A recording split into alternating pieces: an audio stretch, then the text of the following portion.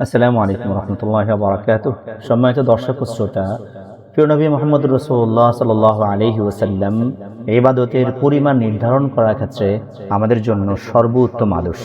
হযরত আনাস বিন মালিক রাদিয়াল্লাহু তাআলা আনহু বলেন, তিনজনের একটি দল মুহাম্মদ রাসূলুল্লাহ সাল্লাল্লাহু আলাইহি ওয়াসাল্লামের স্ত্রীদের কাছে এসে রাসূলুল্লাহ সাল্লাল্লাহু আলাইহি ওয়াসাল্লামের ইবাদত সম্পর্কে জিজ্ঞেস করলেন।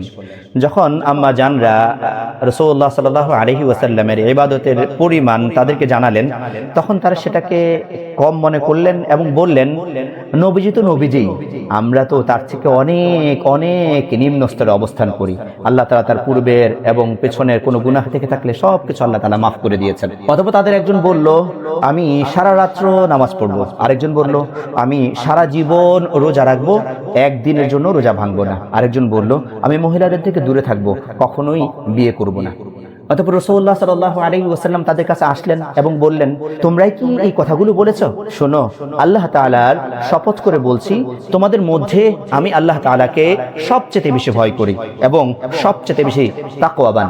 কিন্তু আমি রোজা রাখিও, আবার ভাঙিও, নামাজও পড়ি, আবার রাতে ঘুমাইও, আমি বিয়েও করেছি। যারা আমার সুন্নত থেকে মুখ ফিরিয়ে নিয়ে অন্য কোনো পন্থা অবলম্বন করবে, গ্রহণ করবে, তারা আমার উম্মতের অন্তর্ভুক্ত নয়। আল্লামা ইবনে হাজার আসকালানী রাহিমাহুল্লাহ বলেন, এখানে বোঝানো হয়েছে যে ব্যক্তি নবী করিম সাল্লাল্লাহু আলাইহি ওয়াসাল্লামের পথ ছেড়ে অন্য পথ নেয়, সে উম্মতের অন্তর্ভুক্ত নয়। নবী করিম সাল্লাল্লাহু আলাইহি ওয়াসাল্লামের জীবন ছিল ভারসাম্যের এক অনন্য দৃষ্টান্ত। তিনি রোজা ভাঙতেন যাতে পরবর্তীতে তিনি রোজা রাখার শক্তি অর্জন করতে পারেন, ঘুমাতেন যাতে করে শেষ সাথে উঠে তাহাজ্জুদ পড়তে পারেন।